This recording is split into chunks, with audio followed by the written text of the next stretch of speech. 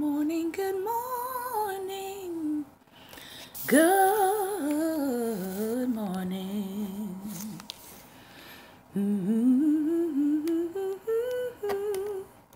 Good morning, good morning, good morning, good morning. Welcome, welcome, welcome to Daring Dialogues. I am your host, Shantae Charles. I want to say officially Happy New Year to everyone. We know that it is a new calendar year and we are continuing in season 2. I want to say good morning to everyone who has been participating in our broadcast, who has been supporting our broadcast, and I do have some requests to make of you. So, first of all, for those of you who are new to Daring Dialogues, we are an independent media source and we believe in education and enlightenment here. Monday through Friday, 11 a.m. Eastern Standard Time, we are on. And so we are right in the middle of season 2. We're actually right at the last really quarter of season 2. We'll be ending at broadcast 100 before we begin and relaunch into season 3. So I want to say welcome to those of you who are new to the broadcast. Every single day of the week, we try to cover something of a different topic, from motivation to history and education to relationships, life skills to theology to ending the week off with health and finances. So we try to broaden your education right here on Daring Dialogues. And for those of you who I know are like me, who are voracious readers and you are trying to accomplish a reading goal, but you are finding it difficult to get through a certain amount of books or to meet your goals, you can join us right here every single day at Daring Dialogues, where we are reading through several books. I think tomorrow I'm actually going to show you all of the books that we read through thus far from 2017, just to show you how many books, if you've been reading along with us every single day as I read aloud, how many books we've actually read through. And you can add that to your accomplishments that you hung in there for the content as well as for the discussion. So, couple of things. Number one, most of you, because of all of the enjoyment and excitement that was going on the last couple of days, most of you may not have realized that Facebook has recently issued a notice to people who are doing what I do, who have media pages, kind of media content, etc. They are actually shutting down pages. Listen, they are shutting down pages of those who may have views that our current administration disapproves of. Now, most people know that this is in kind of sort of an attack on free speech, freedom of press, independent thinking and thought. All right. And so what's happening now is Facebook has said, yes, they are shutting down pages of people that they would consider, that the government considers an activist or someone who has content that they disagree with. Well, if you know right now, we're under what appears to be a white supremacist regime in our administration. So anything that has to do with blackness, black pride, black history, injustices, social injustices, those pages are being attacked. Okay, and Facebook has said, yes, they are shutting pages down. Listen to this. This is very important. At the request of the Israeli and the U.S. government. All right. So what am I saying? I'm saying that I need your help because I want to continue Daring Dialogues and I want to continue to build Daring Dialogues into the independent media site that I believe that God is leading me to build it into. And I don't want us to be beholden to using the tools of Facebook. And that is what happens when you're on someone else's tools, per se. They begin to decide what kind of content you can share. All right. So what do I need from you? If you have been paying attention, if you've been a partner with us already, I want you to continue to partner with us financially. Those of you who would like to join, if you say, hey, I see what you're doing. I understand the method by which you're trying to go about it. I understand that you are trying to educate the masses on things that they may not know. I understand that you're independent media and nobody is in your ear telling you what to teach and what to read and what not to say. And I want to keep your independent voice going. I would like for you to contact me at reachshantae@gmail.com. My name is spelled right there, SHANTAE, reachshantae@gmail.com, and tell me that you want to be a part of what we are doing. And I will give you the instructions on how you can support us on a monthly basis as we continue to build this out. So, all that being said is... most people are tired of CNN. Most people are tired of faux news. Most people are tired of MSNBC, many times because they are presenting news from a particular point of view. And a lot of times that viewpoint does not reflect the viewpoint of people of color, people who are marginalized. So I would like your help in helping me to keep that going. As we build out Daring Dialogues into a actual site that people can go to, that people can receive news content from, and as we continue to do what we do right here live every single day. So, because we know that this is coming down the pipeline, that is why I am soliciting your support, your monthly support. It's not going to be a whole lot that I ask from you, but I am going to ask for your support in that area. All right. So I just want to do that up front. I don't believe in gimmicks. I believe that there are enough people who believe in what I am doing, who have seen the results in their own life, that they will be willing to step up and say, hey, I want to be a monthly supporter for what you are doing. Remember, Oprah had supporters before she got to where she was today. So you don't have to wait until 2020 because, as they say, 2020 hindsight is 2020. So if you want to get on board now, you want to be a supporter. And we're not just doing news. We are doing it from a kingdom viewpoint and a kingdom perspective. All right. There's plenty of news pundits out there. Most of them are not doing it from a kingdom perspective. And most of them, you have to kind of sort through all of the profanity that they're using in order to understand what they're saying. So I endeavor to give you a perspective from a pure stream. All right.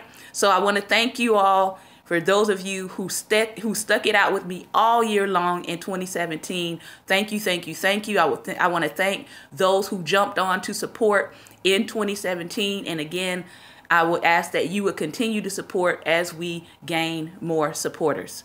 All right. So, Teachable Tuesday. I said today that I was going to begin adding some more books into our Tuesdays. We've been talking about Black history. We've been talking about things that concern people of African American descent. And so if you are of African American descent, you're a descendant of a slave, you are a person of color, you live with, work with, married to an African American, this day is for you. All right. So I said that we were going to begin talking about integration, and we're going to begin talking about immigration. Okay. So for integration today, I want you to read some of this. I want to read this to you. It's called Seeds of Freedom. It's actually a children's book, but it gives the history around the peaceful integration of Huntsville, Alabama, which I think is interesting because we know Alabama has been a lot in the news lately as to the elections and things that have happened there. But I want to go over this piece, this historical piece about integration and what happened there.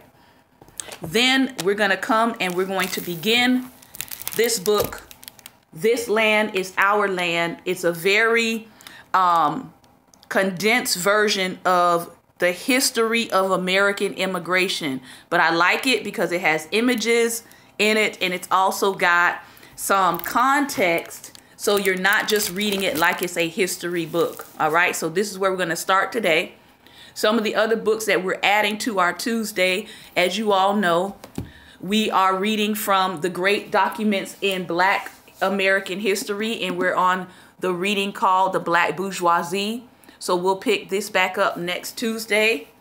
Also, we're adding to the reading. These books were kind of hard to find because a lot of people, I don't know if because of the civil rights movement and people kind of thinking that things have moved on and things have rolled on, so we don't really need to be concerned about these things. Well, guess what? We're now in a period where people are trying to roll back civil rights protections. So this was in Martin Luther King's time. This was known as the historical Bible of the civil rights movement. So we're going to be in this book on Tuesdays, Jim Crow, a commemorative edition. It's called The Strange Career of Jim Crow by C. Van Woodward. And we're going to talk about Jim Crow. All right. We're going to talk about the civil rights movement. We're going to talk about the laws that were established during that time. We're going to talk about why they were trying to do things such as segregate the races. All right. I believe it's important that we understand what went down, especially now that we're in a climate where people are trying to bring us back to that place. And then the mind of the South. The mind of the South. It is what they called during that time a path-breaking work of scholarship. And he talks about the views that people hold on the Mason-Dixon line that we would see for decades to come. All right. So he's talking about the mind of Southerners. Okay. So I believe in trying to bring you some scholarly writings in the mix of everything else that we are reading from. Okay. So let us begin and put some hearts on the screen if you are ready, because we're going to start with the peaceful integration of Huntsville, Alabama. And as we will see, even with that title, that title is a little, how can I say it? A little misleading, but you'll see why as we go through this book. So, peaceful integration of Huntsville, Alabama. If you're an Alabamian, you guys have some rich history when it comes to integration and the civil rights movement. All right. So they've got this huge image here of cotton fields. And it says, life is good in the mountains of North Alabama. Huntsville is the space center of the universe. German scientists during this time in 1962, enemies of the United States only 20 years before, are working peacefully beside the American engineers. Rockets that will take astronauts to the moon are sprouting beside the cotton fields. But these aren't good times for everyone. This is an actual historical practice that was going on during the time. I'm seeing, can you all see that really well? All right. They're talking about one of the practices that was going on that helped to fuel this sense of inhumanity towards black people. A girl carries paper pictures for her feet because she won't be allowed to try on shoes. So that's what this is here. This was an actual practice that was going on in the South. A girl carries paper pictures of her feet because she won't be allowed to try on shoes. A boy wants to read but cannot use the public library. This is why one of the reasons why I love libraries today, and I utilize mine. A family tries to eat in a restaurant, but the owner locks the door in their faces. Huntsville has escaped the violence that has divided some cities into black and white. However, like a lot of places in America, there are invisible lines not to be crossed. But change is in the air. Segregation, keeping people separate because of the color of their skin, is on the way out. It's time to bring people together, time to plan, time for action, time to sow the seeds of freedom.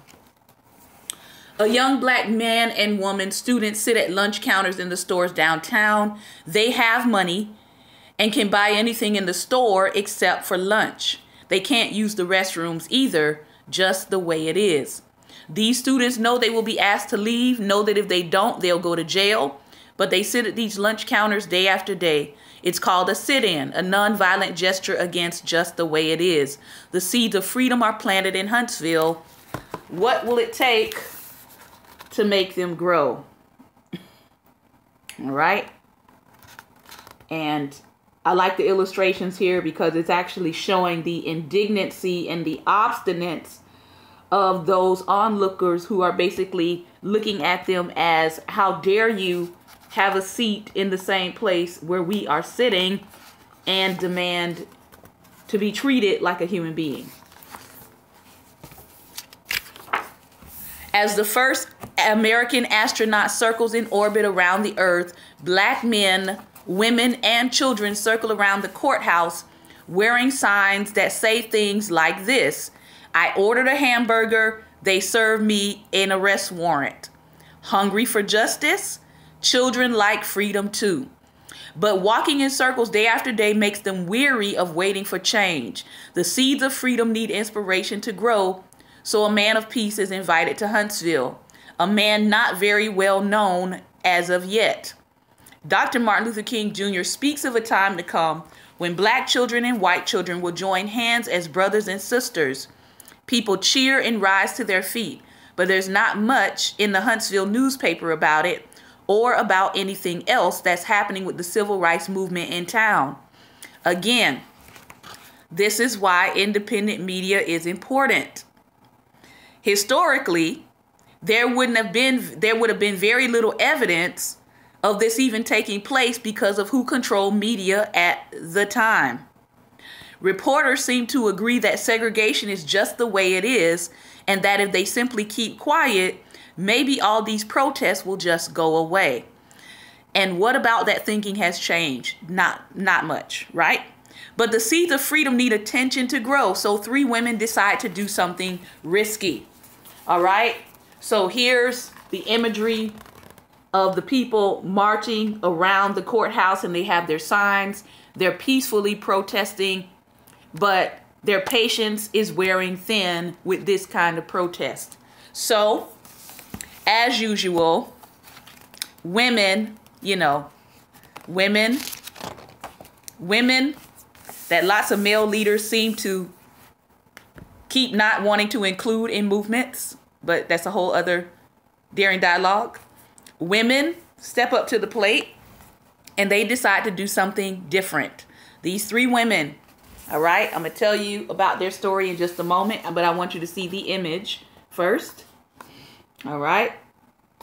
3 women decide we've had enough.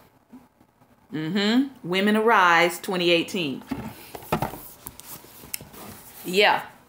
So these women sit down and have lunch together. A college student, a doctor's wife about to have a child, so a pregnant woman, and the wife of a dentist with a baby girl in her arms already. Yeah. They are quiet and respectful, but because they are black, they are asked to leave. They don't. The police, who don't want any trouble, ask the ladies to go home. They will not. So the police, get this, reluctantly arrest all of them, including the baby. I want y'all to think about that. So a baby who can't speak, who can't harm anyone, who can't talk, gets arrested. A baby. All right? It's hard to keep it quiet when a baby goes to jail. Magazines across the nation began to report this story, sending a wave of worry across Huntsville. The Rocket City depends on money from the American government to stay busy with their space program located in Huntsville, Alabama. This kind of news is bad for business, but the seeds of freedom need news to grow, so another plan is hatched. All right? The people of Huntsville. Now, this is pretty interesting because this is going to give you a little bit of history around the concept of Dress Down Day in the South at churches. All right? The people of Huntsville, black and white, usually did a lot of shopping for Easter clothes, hats, shoes, etc. A new outfit could cost at least $100. So the black leaders of Huntsville asked the black people of the whole county to keep a secret. Somebody type, can you keep a secret? Because that's how some protests actually become successful. When people learn how to keep a secret and don't post everything publicly and commit or carry out the action without a whole lot of fanfare, they were able to keep a secret as to what their plans were, so their plans could not be thwarted. Thank you. Can you keep a secret? So the black leaders, let me say that one more time. Hint, hint. So the black leaders of Huntsville asked the black people of the whole county to keep a secret. They will stand up for freedom by dressing down. Huntsville will have what they began to call a Blue Jean Sunday. Somebody say Blue Jean Sunday. In 1962, only farmers wore blue jeans, and most women at that time were not wearing pants at all. Plus, such a public protest could be dangerous. People might call you names. They might try to hurt you, threaten to take your home, your job, or your life. But the black citizens of North Alabama knew that money could talk. Somebody hashtag money does talk. Yes, money does talk. So, this is what they proposed to do. They went out of town, even out of state, to buy $5 blue jeans instead of the fancy clothes that they were used to wearing on a Sunday, on an Easter Sunday. Most of us have an idea of how much money is made for Easter. That's coming around, by the way. Hint, hint. All right. So they decided to do an Easter blackout where they said, we're not going to buy any fancy stuff for Easter. It's going to be dressed down Easter. So they went out of town to buy their particular item of blue jeans instead of fancy clothes because they were trying to avoid people finding out what their plan was. Thank you, Prophet Lakia. Easter blackout. So they didn't go to the stores they normally went to so that people would not be aware of what their plan was. They actually went out of town to go buy their stuff. All right. And some women bought denim fabric at the time to make skirts. Store owners noticed when all those new clothes go unsold. Somebody say money does talk. Some people think the Huntsville merchants lost about $1 million. And that, of course, that value, think about $1 million in 1962. Blue Jean Sunday is rich encouragement for the seeds of freedom. A little fresh air and sunshine might just do the trick. So they had an Easter blackout and everybody had dressed down Easter in the black community. I feel the anointing on that. Everybody had a dress down service on Easter. People wore their blue jeans. You know, we have programs for that now. We have Denim and Pearls programs. But there was a purpose behind their denim. I feel the anointing. Glory. Somebody gonna pick that up. All right. So the public parks in Huntsville at the time were for whites only, but a few black citizens decided to spend, here's another one, here's another holiday, Mother's Day, downtown in Big Spring Park. The children swang and slid on the swings, and they rode the merry-go-round. People began to stare, but no one asked them to leave. All right, about a week later, a man is speaking on the courthouse steps, campaigning to be governor. And most people say that our current leader reminds them very much of this particular man, and that man was George Wallace.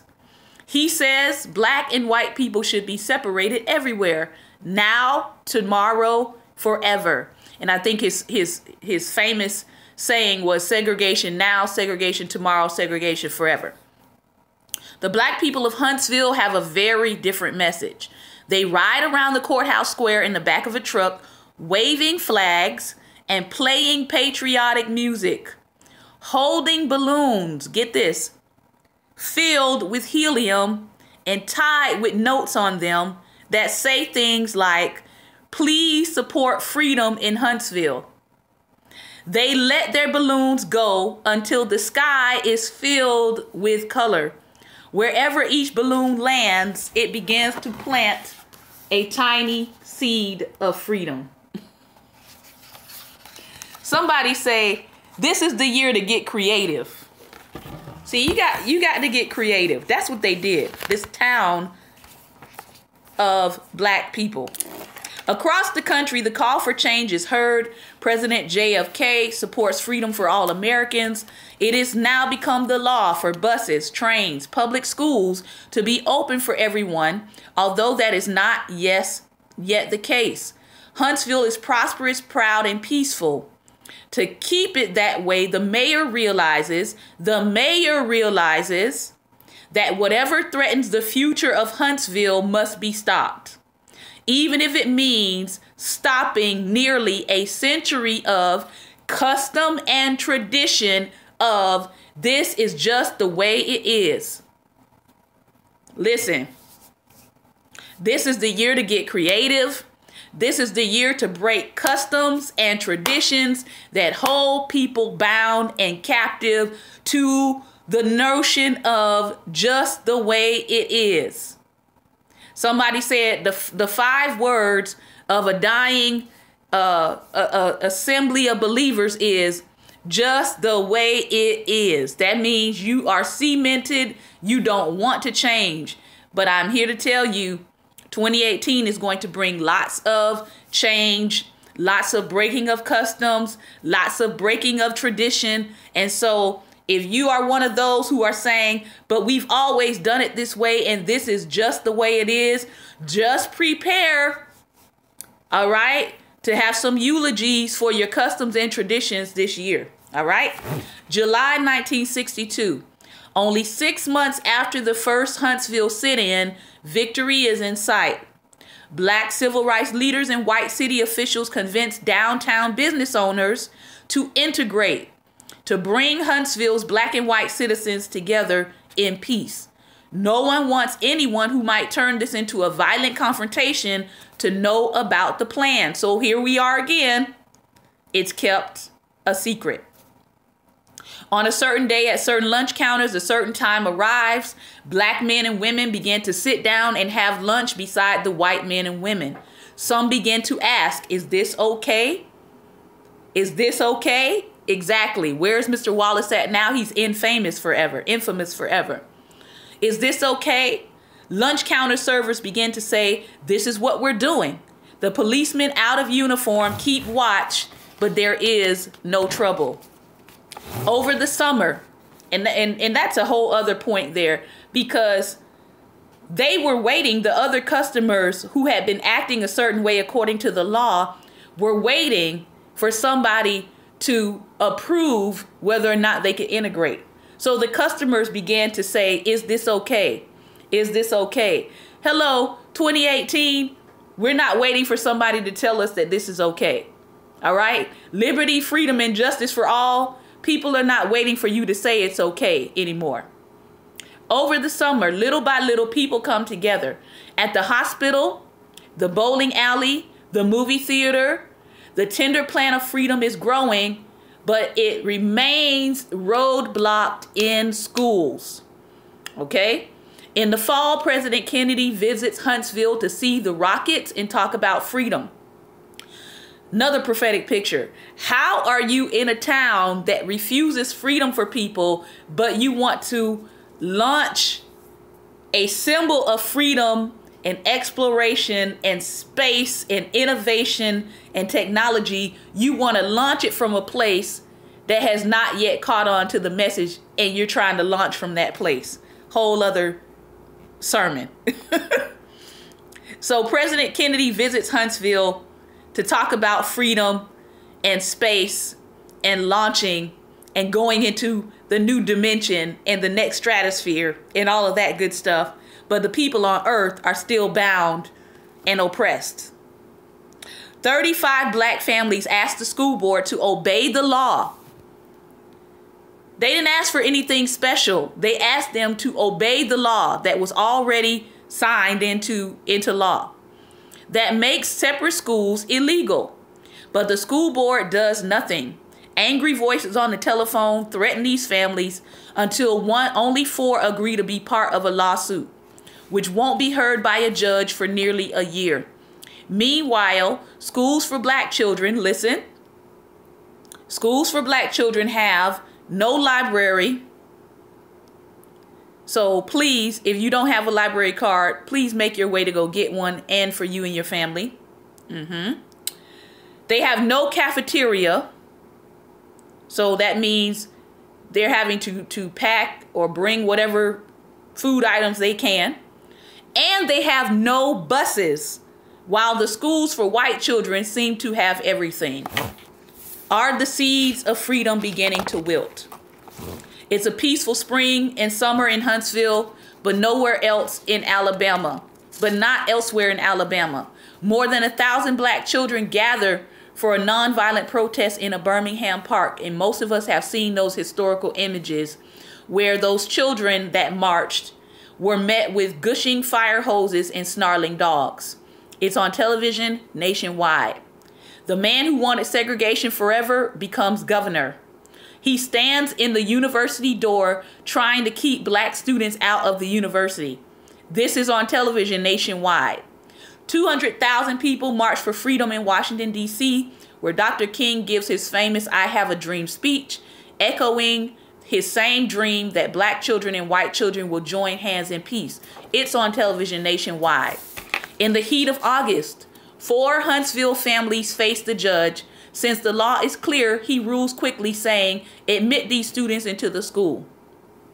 So, on the Tuesday after Labor Day, families all over Huntsville are packing satchels and pencils and paper. September 1963. 4 black children prepare to walk into history, each hand in hand with a parent, approaching a school where there are no friends waiting, where people are shouting ugliness at them, where there are reporters, photographers, and 4 hands reach for the doors that are locked. Governor Wallace has closed all public schools in Alabama, planning to admit black students. Across town, though, at a private religious school with all black students, 12 white students began school there without any incident. In the first case of so-called reverse integration in Alabama. So, historically, and once again, African Americans have been willing to let white people into our all-black spaces. This is nothing new. They come, they get welcomed, they feel at home, whether it's a black school or a black church. I don't really see or hear a whole lot of stories about white people integrating into black spaces and facing the level of terror, discrimination, and things that were unleashed on black people. All right. So here's a wonderful image there of a father going with his son to integrate a school. Shout out to the black fathers that do exist and still exist, but the media would have you to think otherwise. Shout out to the black fathers. By Friday, Wallace sends state troopers to greet anyone trying to go to public school in Huntsville with weapons and helmets and stern, grim faces to keep the peace, he says. Now we have a different kind of segregation going on with what's happening with our Department of Education, because so many people of color are in public schools now. Now they want to altogether defund public schools, pull tax benefits from parents who send their children to public school, and they just signed to give those tax benefits only to parents who send their children to Christians or religious schools, private schools, and homeschool. So what does that do? That accomplishes the same thing that they accomplished here, which was to keep public schools at a lower quality for people of color. Same thing happening, same concept, new tactics. So by Friday, Wallace sends state troopers to greet anyone trying to go to public school in Huntsville with weapons and helmets to keep the peace. On Monday, September 9th, the students are ready to try again. The crowds and troopers are gone. There are a few city policemen, and these are just children simply trying to go to school. At about 8:30 that morning, Dr. Sonny W. Hereford III, a leader in the civil rights movement, walks into Fifth Avenue School with his 6-year-old son, who becomes the first black child to attend a formerly all-white public school in the state of Alabama. Another peaceful first for Huntsville. There will be more work ahead, but through nonviolence and dignity and cooperation and courage, the black and white people of Huntsville have come together once again in peace to taste the fruit of seeds of freedom. All right? So that is the end of this story, but I want to let you hear what the author says a week after what happened. All right? The author has the signs here for the actual schools, the historical placards of the first public school that was integrated, and then also the private school that was integrated by 12 white students. That school was St. Joseph's Mission School, all right, which is now, let me see, it's now named Holy Family School, and it continues to operate on that site. But this is what happened a week after the peaceful integration in Huntsville.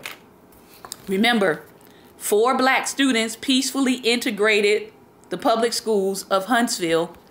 But on Sunday, a week later, less than a week after the peaceful public school integration in Huntsville, September 15, 1963, the 16th Street Baptist Church in Birmingham, Alabama was bombed. 4 girls were killed. So 4 students integrated in Huntsville. 4 students were killed during Sunday school. 21 people were injured and 2 boys died in the violence that followed. Many believe that it was a direct retaliation for the peaceful integration that happened in Huntsville. President Kennedy never saw one of those Huntsville rockets send a man to the moon. He was killed on November 22nd, 1963. The Civil Rights Act he championed was then signed into law by Lyndon Johnson on July 2nd, 1964, and there's actually a movie coming out about that. As of this writing, the public schools in Huntsville still operate under federal desegregation to this day, an order stemming from the 1962 lawsuit. Many other school systems in several states are in similar situations. These schools, listen, they are officially integrated, but the neighborhoods that these schools are in often retain the same racial boundaries, meaning that some schools still serve mostly white children and others still serve mostly black children, because though the law said integrate, the land boundaries were not moved to coincide or to align with that law of integration. So people may say, well, it's on the books now that they're integrated, but the traditional boundaries are still there for the neighborhoods. So it's still, in many places, predominantly white and predominantly black. So the struggle continues. Sometimes change comes slowly, sometimes change comes all at once, but change usually comes when someone decides that enough is enough. And that is what happened in Huntsville. That is what's still happening across America and throughout the world. Sometimes all it takes is one person to start something good in your community. That person could be you. So we're saying, I'm saying, are you going to be the one this year that launches something in your community that has a lasting effect and that's going to benefit people long after you are gone? That's what you got to ask yourself. Will you be the one? Will there be one? And will that one be you? All right. Let's get into our beginning section here for This Land is Our Land, A History of American Immigration. This is written by Linda Barrett Osborne. And she starts out on her introduction telling you about her family. She says, all of my great-grandparents were born in Italy. They came to the United States in the 1880s and 1890s. At least 2 of them arrived before 1892, when Ellis Island opened to process the millions of people immigrating from Europe. My great-grandparents were immigrants to this country. So were the English settlers of Jamestown, Virginia in 1607 and the Pilgrims in 1620. The United States is a nation of immigrants and their descendants. The ancestors of everyone who lives here, except the Native Americans discovered in North America, came from somewhere else. The slaves brought from Africa also came from across the Atlantic, although they came against their will. Theirs is a separate story. Notice she does not group African Americans into immigrants. People like to try to change history and say we were immigrants that came against our will, and the devil is a liar. We are a non-immigrant people because we didn't come here of a free will. Okay? And as we've already studied, some Africans came before Columbus. So everybody didn't come on a slave ship. Some of you have ancestors that were here and have been here. All right? And we also talked about the responsibility of you to go search that out. So some of you are Native as well, beyond Native American. Most Americans, even those who call for limits on immigration, have an image of our country as welcoming others who seek freedom and opportunity. Look at the words that are literally inscribed on the base holding the Statue of Liberty.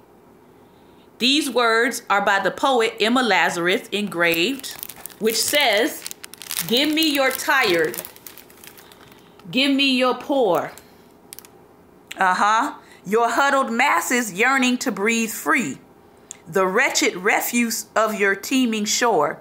Send these, the homeless, tempest tossed to me.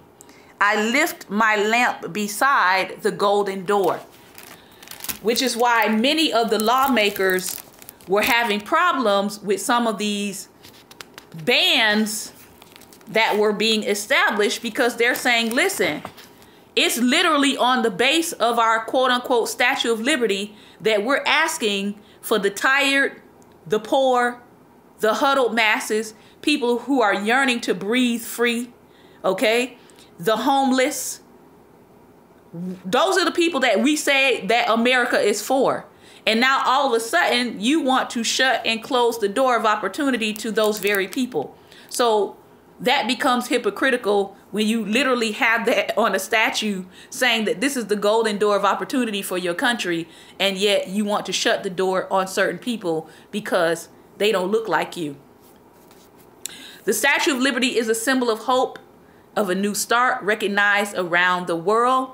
People have immigrated to America to make a better life for themselves and their families since the first European colonists arrived in the 1500s. Some of the earliest Europeans to explore and settle in what is now the United States, we know, included the Spanish, the Dutch, the French. All right? The Spanish founded, if you're from Florida, you should know this. The Spanish founded St. Augustine in what became Florida in 1565. That is actually the oldest U.S. city, okay, mainland, where people have continued to live nonstop. The first permanent English colony was at Jamestown, Virginia, which was not established until 1607. So when people say, how is it that St. Augustine is the oldest city in the continental U.S.? That's how, all right? The Spanish founded it, but because it became a part of our territories, now it becomes our oldest city, not Jamestown, Virginia, Virginians. All right? So Immigrants who settle in the United States are grateful for the opportunities the country offers them. They are often welcomed, but Americans have a long history of setting limits on immigration or rejecting it outright. So this is not the first generation of Americans to do this, what we're seeing. George Washington, the first president of the United States, sometimes supported immigration, but he also wrote, "I have no intention to invite immigrants, even if there are no restrictive government acts against it. I am opposed to it altogether." Washington also wrote to John Adams, who would follow him as president, and he said this to John Adams: "With respect to immigration, that except for useful mechanics and some particular men and professions, there is really no use to encourage it. Both of these ways of looking at immigration, openness to all or restrictions for some, are a part of our heritage," also known as tradition. In the early 21st century, we still debate about who can come, how many people should be allowed into the country, if and when they should be allowed to become citizens. Some Americans think of the United States as a multicultural place made stronger through our diversity, our differences, but others think that there should be one American culture and that it is up to the immigrant to adapt to it. And we see that. People say, if you don't like the way we do things here, go back to your own country, right? Americans whose families have lived here for some time, whether centuries, decades, or just a few years, often discount their own immigrant heritage. Yes, they do. They look down on newcomers from other countries. Indeed, far from inviting the huddled masses, our laws, policies, and prejudices have often made it difficult for many immigrants to enter the United States or to find themselves welcome when they are here.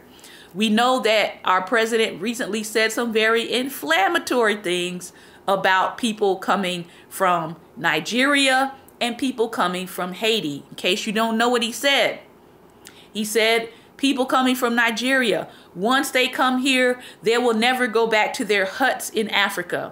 Well, if you know anything about Nigeria, you know how ignorant of a statement that was. If you don't know about Nigeria, do some study today, all right? Then on the other hand, he said, oh, the people coming from Haiti, they all have HIV and AIDS. Our president said this in 2018. More ignorance, all right? So again, these attitudes of not wanting people to come to the country are not new attitudes. That's what I want us to understand. This particular book explores the country's attitudes about immigrants, starting from when we were a group of 13 English colonies until the Chinese Exclusion Act of 1882, which kept Chinese workers from immigrating to the United States. All right? There were no major national restrictions at the time on immigration. Therefore, back then, there was no such thing as an illegal immigrant or what people call undocumented aliens, which both of those terms are offensive because no human being should be labeled an alien or illegal. Humans should not be illegal in the world, but that's the terminology that's used. All right? People from foreign or alien countries who have no official papers to enter the United States. In the late 19th and early 20th centuries, the biggest immigration issues were whether and how to limit the number of Southern and Eastern Europeans. So when people go back and look at this, you have to understand that the culture of whiteness was developed for this country. The culture of whiteness was to take all of the Europeans and bring them under one specific title. Because if you look historically, Europeans were prejudiced against other Europeans. Southern Europeans had issues with Eastern Europeans. We're going to get into that. All right. quota laws began to be passed in 1921 and 1924. These quota laws began to set limits on immigrants from Europe and Asia. Immigration from Latin America and Canada was not restricted at the time. As demands for labor in the southwestern United States began to increase in the 1920s, more Mexicans especially came to the United States. Some came officially, and others came by simply crossing the border. The distinction between legal and illegal then finally became important to Americans. While the specific situations and attitudes towards some immigrant groups have changed, the general ideas expressed for and against immigration remain remarkably constant. All right? Now, this is what the founding father of the United States, one of the founding fathers, Benjamin Franklin, one of the authors of the Declaration of Independence, had to say about Germans, immigrants, coming to the United States. This is what he said in 1751. Why should the Germans be suffered to swarm into our settlements, by herding together, establish their language and their manners to the exclusion of ours? Why should Pennsylvania, founded by the English, become a colony of aliens who will shortly be so numerous as to Germanize us instead of our Anglifying them, and will never adopt our language or customs any more than they can acquire our complexion? Now, imagine those same words today substituted with Mexican instead of German, or African instead of German. What am I saying? These general ideas of prejudice did not at first apply to people based on their color. They had these prejudices already. Okay? The English were prejudiced against the Germans. Okay? Those are Benjamin Franklin's own words of how he felt as an Englishman about German people coming to America. So I don't understand why people now think it's okay to do the same thing to other people's ancestors that were done to theirs. As they came, settled, and endured, each immigrant group went through a remarkably similar experience. They left their countries to escape poverty, war, starvation, religious and political persecution. Many of the reasons that people still leave their countries for today, or for economic opportunity. As foreigners who came from different cultures and often spoke languages other than English, they too faced prejudice from groups that were already here. They seemed to threaten American customs and values established as early as the 1600s. Often, they too were denied jobs and housing because they could not speak English. They did the hardest and least well-paid work, yet they saved money and made their homes here. Immigrant men began to bring over their wives and children, the children and their siblings and their parents. Families began to reunite. Whole communities left their country of birth and regrouped in America. The children and grandchildren of immigrants born here spoke English. They began to absorb this attitude of Americanism and ways of living. They grew in numbers and gained political power. They often acted towards immigrant groups that came after them with the same kind of prejudice and discrimination that their families had encountered when they first moved here. Now, isn't that something? That means they learned absolutely nothing from their own struggle and experience, that you're going to turn around and offer the same discrimination to the people coming behind you. So, let's look at the beginnings. We're going to first talk about Germans, Irish, and nativists. All right. I'm holding this picture up here because I want you to see it really good before I describe to you what is going on in this picture. All right. And we're actually going to close in just a few minutes after I read this section. Okay. Everybody got that? Who wants to screenshot it? Let me bring it back some so you can see. All right. So we're going to be on them for a minute. Okay. Germans, Irish, and nativists. The United States thinks of itself as the world's melting pot. It is the country where men and women of many nationalities can become united as Americans. J. Hector St. John, a French immigrant farmer, wrote this in the late 18th century. I want you to understand, according to history, what did they initially consider an American as? Okay, this is important because when you hear the term Americans, and it's being used over and over and over again. America first, Americans. And it's being used by people that we know have racial bigotry and bias and animus going on. I want you to understand what the original definition of an American was. Let's read it. What then is the American, this new man? He is either a European or the descendant of a European. He is an American who, leaving behind him all his ancient prejudices and manners, receives new ones. He receives new prejudices and new manners. A new mode of life he has embraced. Here, individuals of all races are melted into this new race of men whose labors and posterity will one day cause great changes in the world. Now again, you have to recognize that when this statement was written, he was talking about only the people of European descent that were coming into this country. So what then is an American? He just told you. According to the original definition, an American was a European or a European descendant. All right.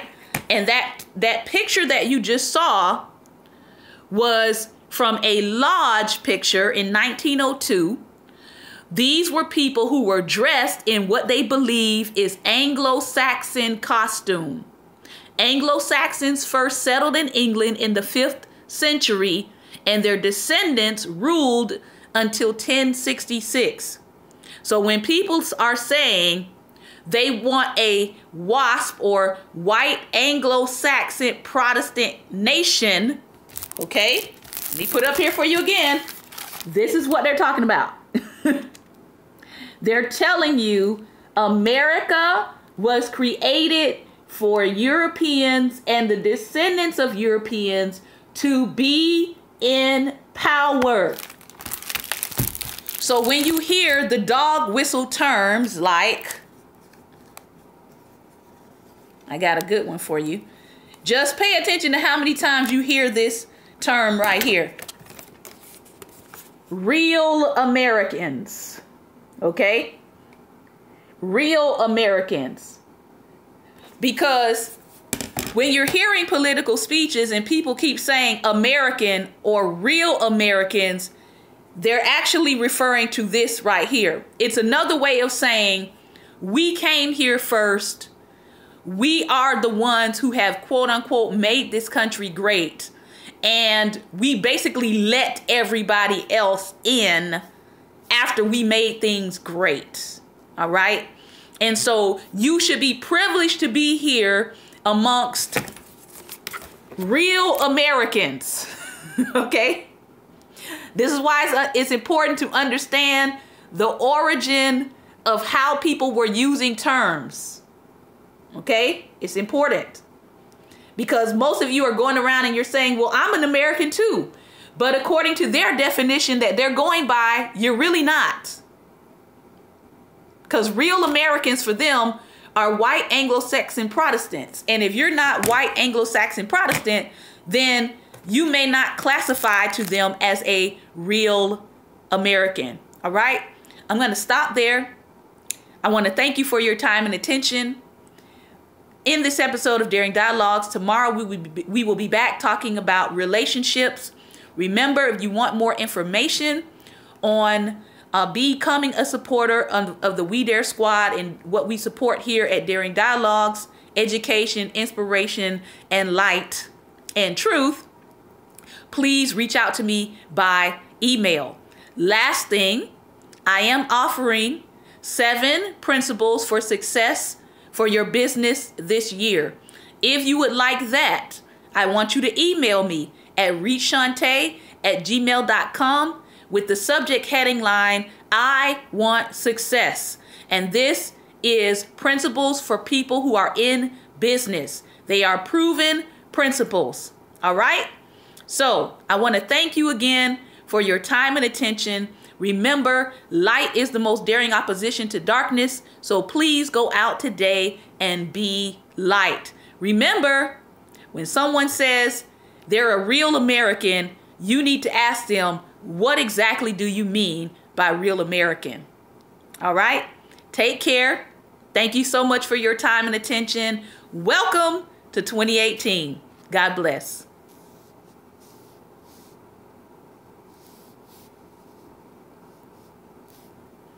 And I want to thank you for those of you who are watching through our YouTube live stream.